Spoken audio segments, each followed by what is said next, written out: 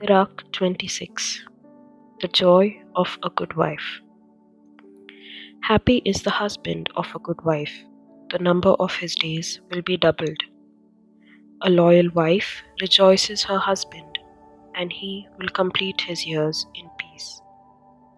A good wife is a great blessing. She will be granted among the blessings of the man who fears the Lord.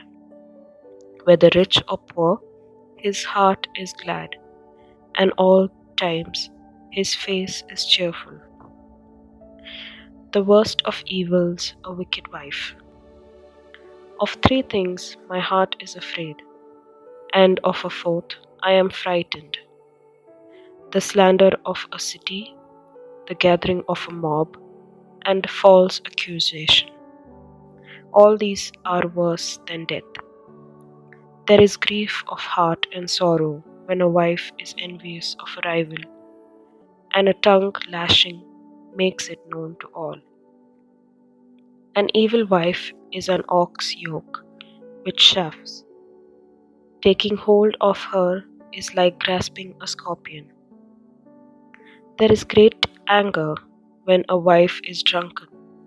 She will not hide her shame. A wife's harlotry shows in her lustful eyes, and she is known by her eyelids. Keep strict watch over a headstrong daughter, lest when she finds liberty, she use it to her hurt. Be on guard against her impudent eye, and do not wonder if she sins against you. As a thirsty wayfarer opens his mouth and drinks from any water near him, so will she sit in front of every post and open her quiver to the arrow. The blessing of a good wife. A wife's charm delights her husband, and her skill puts fat on his bones. A silent wife is a gift of the Lord, and there is nothing so precious as a disciplined soul. A modest wife adds charm to charm, and no balance can weigh the value of a chaste soul. Like the sun rising in the heights of the Lord, so is the beauty of a good wife in her well-ordered home. Like the shining lamp on the holy lampstand, so is a beautiful face on a stately figure. Like pillars of gold on the base of silver, so are beautiful feet with a steadfast heart. Three depressing things. At two things my heart is grieved, and because of a third, anger comes over me. A warrior in want through poverty, and intelligent men who are treated contemptuously. A man who turns back from righteousness to sin. The Lord will prepare him for the sword. The temptations of commerce. A merchant can hardly keep from wrongdoing, and a tradesman will not be declared innocent of sin. Sirach 27. Many have committed sin for a trifle, and whoever seeks to get rich will avert his eyes. As a stake is driven firmly into a fissure between stones, so sin is wedged in between selling and buying. If a man is not steadfast and zealous in the fear of the Lord, his house will quickly be overthrown. Tests in life. When a sieve is shaken, the refuse remains. So a man's filth remains in his thoughts. The kin tests the potter's vessels. So the test of a man is in his reasoning. The fruit discloses the cultivation of a tree. So the expression of a thought discloses the cultivation of a man's mind. Do not praise a man before you hear him reason, for this is the test of men. Reward and retribution. If you pursue justice, you will attain it and wear it as a glorious robe. Birds flock with their kind. So truth returns to those who practice it. A lion lies in wait for prey. So does sin for the workers of iniquity. Varieties of speech. The talk of the godly man is always wise, but the fool changes like the moon. Among stupid people, watch for a chance to leave, but among thoughtful people, stay on. The talk of fools is offensive, and their laughter is wantonly sinful.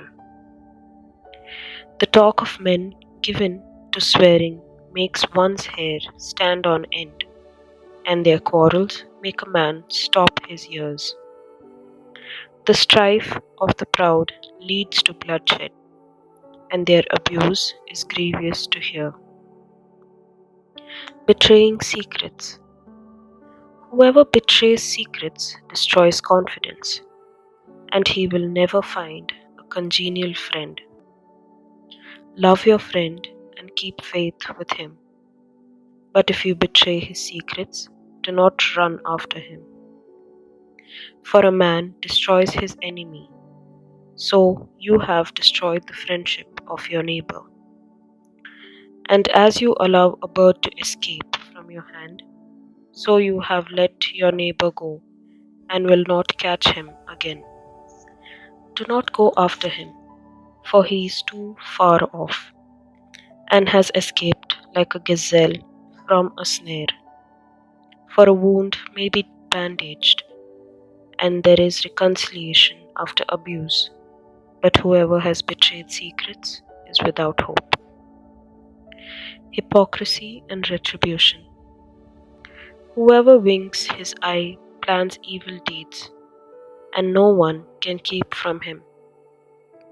In your presence, his mouth is all sweetness, and he admires your words. But later he will twist his speech, and with your own words he will give offense. I have hated many things, but none to be compared to him. Even the Lord will hate him. Whoever throws a stone straight up throws it on his own head, and a treacherous blows open up wounds. He who digs a pit will fall into it, and he who sets a snare will be caught in it. If a man does evil, it will roll back upon him, and he will not know where it came from. Mockery and abuse issue from the proud man, but vengeance lies in wait for him like a lion. Those who rejoice in the fall of the godly will be caught in a snare, and pain will consume them before their death. Anger and vengeance. Anger and wrath, these also are abominations, and the sinful man will possess them. Sirach 28. He that takes vengeance will suffer vengeance from the Lord, and he will firmly establish his sins. Forgive your neighbor the wrong he has done, and then your sins will be pardoned when you pray. Does a man harbor anger against another and yet seek for healing from the Lord? Does he have no mercy toward a man like himself and yet pray for his own sins? If he himself, being flesh, maintains wrath, who will make expiation for his sins? Remember the end of your life and cease from enmity. Remember destruction and death, and be true to the commandments. Remember the commandments, and do not be angry with your neighbor. Remember the covenant of the Most High, and overlook ignorance. Refrain from strife, and you will lessen sins. For a man given to anger will kindle strife, and a sinful man will disturb friends, and inject enmity among those who are at peace. In proportion to the fuel for the fire, so will be the burning, and in proportion to the obstinacy of strife will be the burning. In proportion to the strength of the man will be his anger, and in proportion to his wealth he will heighten his wrath. A hasty quarrel kindles fire, and urgent strife sheds blood. The evil tongue. If you blow on a spark, it will glow. If you spit on it, it will be put out, and both come out of your mouth. Curse the whisperer and deceiver, for he has destroyed many who were at peace. Slander has shaken many, and scattered them from nation to nation, and destroyed strong cities, and overturned the houses of great men. Slander has driven away courageous women, and deprived them from the fruit of their toil. Whoever pays heed to slander will not find rest, nor will he settle down in peace. The blow of a whip raises a welt, but a blow of the tongue crushes bones. Many have fallen by the edge of the sword, but not so many as have fallen because of the tongue. Happy is the man who is protected from it, who has not been exposed to its anger, who has not borne its yoke, and has not been bound with its fetters. For its yoke is a yoke of iron, and its fetters are fetters of bronze. Its death is an evil death, and Hades is preferable to it.